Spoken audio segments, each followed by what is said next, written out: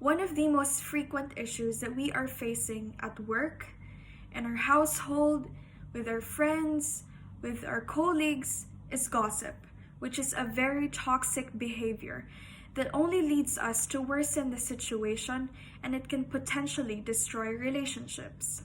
The video provided helped me better understand and gave me an idea on how to handle situations like this and stay away from unproductive conversations and conflicts that occur in the workplace.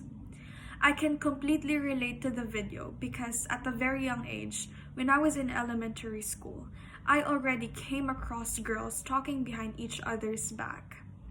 And it never really ends well for both parties. I noticed that the pattern that the TED Talk speaker mentioned, which is that when we encounter conflict with others, we tend to seek out comfort from other people's validation rather than the discomfort of confrontation, because we don't like the feeling of uncomfortable situations, so we just choose to avoid it.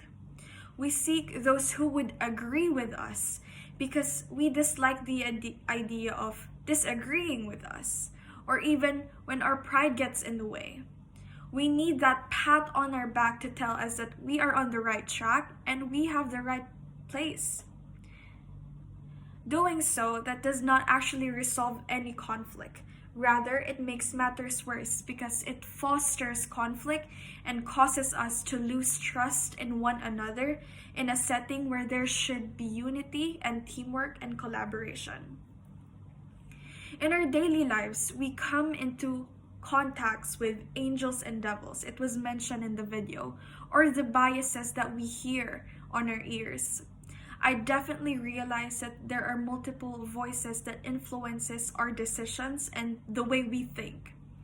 We just need to find the right balance of listening to both sides that are whispering in our ears.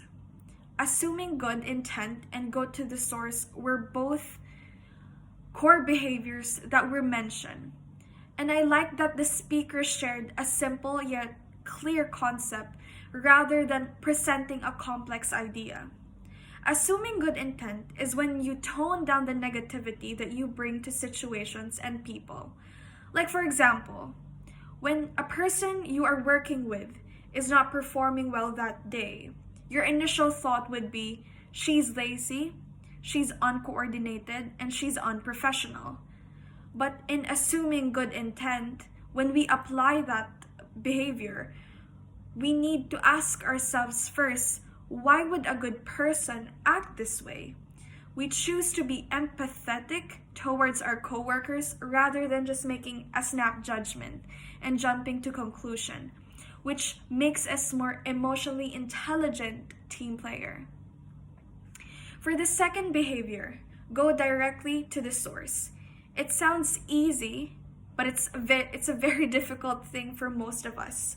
However, having the bravery and the courage to speak up about what really bothers you, having to come up to the person who offended you, actually, it's a very powerful feeling because it allows you to communicate your feelings and your thoughts to others.